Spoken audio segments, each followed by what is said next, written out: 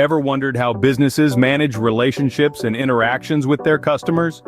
Enter the world of customer relationship management, or CRM. It's about managing all your company's relationships and interactions with your customers and potential customers.